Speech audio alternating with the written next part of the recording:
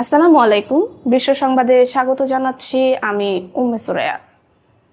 রাতভর টানা ড্রোন ও ক্ষেপণাস্ত্র হামলায় কেঁপে উঠেছে ইউক্রেনের রাজধানী কিয়েভ। শনিবার মধ্যরাত থেকে রোববার ভোর পর্যন্ত রুশ বাহিনী একসঙ্গে 595টি ড্রোন এবং 48টি ক্ষেপণাস্ত্র নিক্ষেপ করে। ইউক্রেনের প্রেসিডেন্ট ভলোদিমির জেলেনস্কির দাবি, দেশটির আকাশ প্রতিরক্ষা ব্যবস্থা 568টি ড্রোন এবং 43টি ক্ষেপণাস্ত্রকে ভূপাতিত করতে সক্ষম হলেও বাকিগুলো আঘাত হানে রাজধানীর বিভিন্ন স্থাপনায়। এতে নিহত হয়েছেন 4 জন বেসামরিক নাগরিক এবং আহত হয়েছেন অন্তত 80 জন। জেলেনস্কি জানিয়েছেন, হামলায় কিয়েভের আবাসিক ভবন ধ্বংস হয়েছে, বিদ্যুৎ কেন্দ্র এবং শহরের বিদ্যুৎ সরবরাহ ব্যবস্থাও ব্যাপক ক্ষতিগ্রস্ত হয়েছে। তিনি যুক্তরাষ্ট্র, ইউরোপ, G7 এবং G20-কে রাশিয়ার বিরুদ্ধে আরও কঠোর শাস্তিমূলক পদক্ষেপ নেওয়ার আহ্বান জানিয়েছেন। সবচেয়ে বেশি ক্ষতি হয়েছে কিয়েভের শহরতলি এলাকায়। রয়টার্সের সাংবাদিকরা সরজমিনে গিয়ে দেখেছেন একাধিক আবাসিক ভবন সম্পূর্ণ ধ্বংস হয়ে গেছে। সতর্কতা সাইরেন বাজতে শুরু করার পর স্থানীয় বাসিন্দারা ভূগর্ভস্থ মেট্রো স্টেশন ও অ্যাপার্টমেন্ট ভবনের নিচতলার গ্যারেজে আশ্রয় নেন। অন্যদিকে রুশ সেনাবাহিনী দাবি করেছে তাদের হামলার লক্ষ্য ছিল কেবল সামরিক স্থাপনা, বেসামরিক কোনো এলাকায় তারা আঘাত হানেনি। তবে ইউক্রেন সরকার এবং আন্তর্জাতিক গণমাধ্যমের প্রতিবেদন ভিন্ন চিত্র তুলে ধরেছে। বিশ্লেষকরা বলছেন, ইউক্রেনের রাজধানীতে হামলা জোরদার করার পেছনে পুতিনের কোনো ভিন্ন উদ্দেশ্য থাকতে পারে। পুতিন কিয়েভ জয় করতে চান কিনা সেই শঙ্কাও উড়িয়ে দিচ্ছেন না অনেকে। ব্যাপক জনপ্রিয়তা থাকলেও রাজনৈতিক ক্যারিয়ারের শুরুতে কঠিন চ্যালেঞ্জে পড়লেন ভারতের তামিলনাড়ুর অভিনেতা থালাপতি বিজয়। কারুর জেলায় তার জনসমাবেশে ঘটে গেছে ভয়াবহ পদদলিত হওয়ার ঘটনা। শনিবারের সেই সমাবেশে প্রাণ হারিয়েছেন অন্তত 39 জন, আহত হয়েছেন শতাধিক মানুষ। প্রত্যক্ষদর্শীদের বর্ণনা ও সরকারি কর্মকর্তাদের বিবৃতিতে উঠে এসেছে ঘটনাটির ভয়াবহতা ও অব্যবস্থাপনার চিত্র। সকাল থেকেই হাজারো মানুষ সমাবেশ স্থলে জড়ো হতে থাকেন। ব্যাপক ভিড় হলেও খাবার ও পানির কোনো ব্যবস্থা ছিল না। দিন গড়াতে গড়াতে ভিড় আরও বাড়তে থাকে। গরমে এবং শ্বাসরুদ্ধকর অবস্থায় অনেকেই অসুস্থ হয়ে পড়েন, এমনকি অনেক শিশু অজ্ঞান হয়ে যায়। বিজয়ের সমাবেশ দুপুর 12টার মধ্যে শুরু হওয়ার কথা থাকলেও তিনি পৌঁছান সন্ধ্যার দিকে। তখনই ভিড় সামাল দেয়া অসম্ভব হয়ে পড়ে।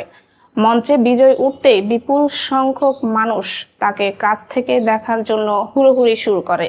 ভিড়ের চাপে ও পদদলিত হয়ে বহু মানুষ প্রাণ হারান। তামিলনাড়ুর শাসক দল ডিএমকে এই ঘটনার জন্য বিজয়ের রাজনৈতিক দল তামিলাগা ভেট্টরি কাজাগামের অব্যবস্থাপনাকে দায়ী করেছে। পুলিশের অনুমতি 3:30 পর্যন্ত থাকলেও সন্ধ্যার পরও সমাবেশ চলতে থাকে। ঘটনার তদন্তে বিশেষ কমিটি গঠন করেছে সরকার। বিজয় সহ দলের শীর্ষ নেতাদের বিরুদ্ধে মামলা দায়ের করেছে পুলিশ। থালাপতি বিজয় জনপ্রিয় অভিনেতা হিসেবে তামিল সিনেমায় রাজত্ব করেছেন। 2024 সালে যোগ দেন রাজনীতিতে। তার জনপ্রিয়তা এতটাই ব্যাপক যে লাখো মানুষ সমাবেশে ভিড় জমায়। নিহতদের পরিবারকে রাজ্য সরকার 10 লাখ রুপি এবং আহতদের 1 লাখ রুপি করে ক্ষতিপূরণ দেওয়ার ঘোষণা দিয়েছে। পাশাপাশি বিজয় নিজেও নিহতদের পরিবারকে 20 লাখ ও আহতদের 2 লাখ রুপি করে আর্থিক সহায়তা দেওয়ার ঘোষণা দিয়েছেন। ঘুষ ও দুর্নীতির দায়ে চীনের সাবেক কৃষিমন্ত্রী তাং রেনজিয়ানকে মৃত্যুদণ্ড দিয়েছে দেশটির একটি আদালত। রবিবার জিলিন প্রদেশের চ্যাংচুন ইন্টারমিডিয়েট পিপলস কোর্টে এই রায় ঘোষণা করে। তবে মৃত্যুদণ্ড কার্যকর 2 বছরের জন্য স্থগিত রাখা হয়েছে। আদালত জানিয়েছে, তাং অপরাধ স্বীকার করায় শাস্তি কার্যকরে এই বিলম্ব রাখা হয়েছে। আদালতের রায়ে বলা হয়, 2007 থেকে 2024 সাল পর্যন্ত বিভিন্ন গুরুত্বপূর্ণ পদে দায়িত্ব পালনের সময় তাং নগদ অর্থ ও সম্পত্তি সহ প্রায় $38 মিলিয়ন ঘুষ নিয়েছেন। গত বছরের নভেম্বরে চীনের ক্ষমতাসীন কমিউনিস্ট পার্টি তাকে দল থেকে বহিষ্কার করে। এর 6 মাস আগে দুর্নীতি বিরোধী নজরদারি সংস্থার তদন্ত শুরুর পর তিনি পদচ্যুত হন। তাংয়ের বিরুদ্ধে তদন্ত ও বিচার দ্রুততার সঙ্গে শেষ করা হয়। এর আগে দেশটির প্রতিরক্ষা মন্ত্রী লি শ্যাংফু এবং তার পূর্বসূরি ওয়েই ফেংহের বিরুদ্ধেও দুর্নীতির অভিযোগে তদন্ত শুরু হয়েছিল। 2017 থেকে 2020 সাল পর্যন্ত তাং গানসু প্রদেশের গভর্নর ছিলেন। পরে তিনি কৃষি ও গ্রামীণ কল্যাণ মন্ত্রণালয়ের দায়িত্ব পান। চীনের প্রেসিডেন্ট শি জিনপিং গত কয়েক বছর ধরে দুর্নীতি বিরোধী অভিযান জোরদার করেছেন। তিনি স্পষ্ট করে জানিয়েছেন, দুর্নীতি কমিউনিস্ট পার্টির জন্য সবচেয়ে বড় হুমকি। 2020 সালে তিনি নিরাপত্তা সংস্থাগুলোর কর্মকর্তাদের সততা ও জনগণের প্রতি দায়বদ্ধতার উপর জোর দেন এবং কঠোর শুদ্ধি অভিযান শুরু করেন। পাকিস্তানকে সরাসরি সন্ত্রাসবাদের মূল ঘাঁটি বলে আখ্যায়িত করেছেন ভারতের পররাষ্ট্রমন্ত্রী এস জয়শঙ্কর। শনিবার নিউ ইয়র্কে জাতিসংঘের সাধারণ পরিষদের 80তম অধিবেশনে দেয়া বক্তব্যে তিনি বলেন, বিশ্বের বহু বড় সন্ত্রাসী হামলার সূত্র পাকিস্তানের দিকে ইঙ্গিত করে।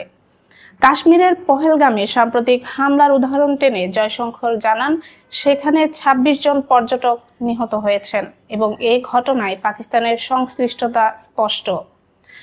তার দাবি, পাকিস্তান প্রকাশ্যে সন্ত্রাসবাদকে রাষ্ট্রীয় নীতি হিসেবে গ্রহণ করেছে, সন্ত্রাসীদের আশ্রয় দিয়েছে এবং তাদের নায়ক বানিয়েছে। তিনি বলেন, স্বাধীনতার পর থেকে ভারত এই হুমকির মুখোমুখি হচ্ছে। দশকের পর দশক ধরে বড় সন্ত্রাসী হামলার সঙ্গে পাকিস্তানি নাগরিকদের নাম জড়িয়েছে। জাতিসংঘ ঘোষিত সন্ত্রাসীদের তালিকাও পাকিস্তানি নাগরিকদের দিয়ে ভরপুর। অপারেশন সিঁদুর এর প্রসঙ্গ টেনে জয়শঙ্কর বলেন, ভারত তার জনগণকে রক্ষার অধিকার প্রয়োগ করেছে এবং হামলার আয়োজক ও অপরাধীদের বিচারের আওতায় এনেছে। পাশাপাশি তিনি আন্তর্জাতিক সম্প্রদায়কে আহ্বান জানান, পাকিস্তানের সন্ত্রাসে অর্থায়ন বন্ধ করতে হবে, শীর্ষ সন্ত্রাসীদের নিষিদ্ধ তালিকায় যুক্ত করতে হবে এবং সন্ত্রাস নেটওয়ার্কের উপর অব্যাহত চাপ বজায় রাখতে হবে। ইরানের সামনে আবারও নতুন বিপদ।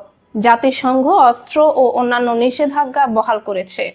দেশটির পরমাণু কর্মসূচি নিয়ে বাড়তে থাকা উদ্বেগ থেকেই এই সিদ্ধান্ত নেওয়া হয়েছে। ব্রিটেন, ফ্রান্স ও জার্মানি সম্প্রতি জাতিসংঘ নিরাপত্তা পরিষদে অভিযোগ করে যে ইরান 2015 সালের পরমাণু চুক্তি ভঙ্গ করেছে। তবে ইরান সব অভিযোগ নাকচ করেছে। 2015 সালের ওই চুক্তি মূলত ইরান, যুক্তরাষ্ট্র, ব্রিটেন, ফ্রান্স, জার্মানি, রাশিয়া ও চীনের মধ্যে স্বাক্ষরিত হয়েছিল, যার লক্ষ্য ছিল ইরানকে পারমাণবিক অস্ত্র তৈরির পথে অগ্রসর হতে বাধা দেওয়া। নিরাপত্তা পরিষদে 2006 থেকে 2010 সালের মধ্যে গৃহীত নিষেধাজ্ঞাগুলো শনিবার রাত থেকে পুনর্বহাল হয়েছে। বিশ্ব নেতাদের বার্ষিক অধিবেশনের ফাঁকে এই সিদ্ধান্ত বহাল হয়। ফ্রান্স, ব্রিটেন ও জার্মানির পররাষ্ট্রমন্ত্রীরা এক যৌথ বিবৃতিতে বলেন, ইরান সহ সব রাষ্ট্রকে অবশ্যই এসব প্রস্তাবনা মেনে চলতে হবে।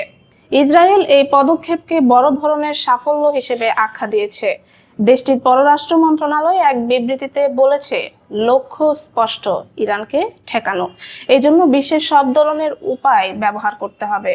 জার্মান সরকারের ইসরায়েলপন্থী অবস্থানের প্রতিবাদে রাজধানী বার্লিনে ব্যাপক বিক্ষোভ হয়েছে। শনিবার all eyes on Gaza, stop the genocide শিরোনামে আয়োজিত এই কর্মসূচিতে লক্ষাধিক মানুষ অংশ নেন। অ্যামনেস্টি ইন্টারন্যাশনাল, মেডিকো ইন্টারন্যাশনাল সহ প্রায় 50টি মানবাধিকার ও ফিলিস্তিনপন্থী সংগঠন বিক্ষোভের আয়োজন করে। অংশগ্রহণকারীরা free free Palestine, viva Palestine, freedom for Palestine slogan দিতে দিতে বার্লিন সিটি হল থেকে গ্রোসার স্টার্ন পর্যন্ত মিছিল করেন। আয়োজকদের পক্ষ থেকে দেওয়া এক বিবৃতিতে বলা হয়, গাজায় ইসরায়েলের পরিচালিত জাতিগত নিধন বন্ধে জার্মান সরকারকে অবিলম্বে তার সহযোগিতা প্রত্যাহার করতে হবে। পাশাপাশি ইসরায়েলের সঙ্গে অস্ত্র, গোলাবারুদ ও সামরিক সরঞ্জামের আমদানি, রপ্তানি ও পরিবহন সহ সব ধরনের সামরিক সহযোগিতা বন্ধের দাবি জানানো হয়। সাম্প্রতিক জরিপ অনুযায়ী জার্মান নাগরিকদের 62% মনে করেন গাজার উপর ইসরায়েলের সামরিক অভিযান কার্যত গণহত্যার সমতুল্য। বিশ্লেষকদের মতে এই জনমত বর্তমান জার্মান সরকারকে বড় ধরনের চাপে ফেলেছে এবং ভবিষ্যতে ইসরায়েল নীতিতে পরিবর্তন আনতে বাধ্য করতে পারে। ইতিমধ্যে এর প্রভাব দৃশ্যমান হয়েছে। সম্প্রতি জার্মান চ্যান্সেলর ফ্রিডরিশ মের্জ এবং পররাষ্ট্রমন্ত্রী জোহান ওয়েডেফুল প্রকাশ্যে ইসরায়েলের সামরিক অভিযান ও গাজায় মানবিক সহায়তা অবরোধের সমালোচনা করেছেন। নেপালের ক্ষমতাচ্যুত প্রধানমন্ত্রী কেপি শর্মা ওলি জানিয়েছেন তিনি দেশ ছেড়ে পালাবেন না এবং বর্তমান সরকারের হাতে নেপালকে তুলে দেবেন না। শুক্রবার ভক্তপুরে এক অনুষ্ঠানে তিনি বলেন, আপনারা কি মনে করেন আমরা এই ভিত্তিহীন সরকারের হাতে দেশ তুলে দিয়ে পালিয়ে যাব? সরকারি বাসভবন ছাড়ার 18 দিন পর এটিই ছিল তার প্রথম প্রকাশ্য বক্তব্য। এর আগে 9 সেপ্টেম্বর বালকোটে তার ব্যক্তিগত বাড়ি আগুনে পুড়িয়ে দেওয়ার পর তিনি 9 দিন সেনা সুরক্ষায় ছিলেন। পরে 18 সেপ্টেম্বর ভাড়া বাড়িতে উঠেন। ওলি অভিযোগ করেন, বর্তমান সুশীলা কার্কি সরকার জনগণের ম্যান্ডেট থেকে আসেনি, বরং ভাঙচুর ও অগ্নিসংযোগের মধ্য দিয়ে ক্ষমতায় এসেছে। তিনি অন্তর্বর্তীকালীন সরকারকে চ্যালেঞ্জ ছুড়ে বলেন, তার দেয়া প্রশাসনিক ও নিরাপত্তা সংক্রান্ত নির্দেশের রেকর্ড প্রকাশ করতে। চলতি মাসেই জেনজি আন্দোলনের মুখে পতন ঘটে ওলি সরকারের। আন্দোলন দমনে অতিরিক্ত বল প্রয়োগ ও ব্যাপক প্রাণহানির কারণে তিনি ও তার স্বরাষ্ট্রমন্ত্রী রমেশ লেখক তীব্র সমালোচনার মুখে পড়েন। জাতীয় মানবাধিকার কমিশন NHRC এর প্রতিবেদনে বলা হয়েছে, সরকারের ব্যর্থতার কারণেই 8 ও 9 সেপ্টেম্বরের ঘটনায় ব্যাপক ক্ষয়ক্ষতি ও প্রাণহানি ঘটে। শান্তিপূর্ণ আন্দোলনে পুলিশের গুলি চালানোর পরেই বিক্ষোভ সহিংস হয়ে ওঠে। বিশ্ব সংবাদ আজ এখানেই শেষ করছি। আপডেট সংবাদ পেতে সাবস্ক্রাইব করুন বিডি আউটলুক।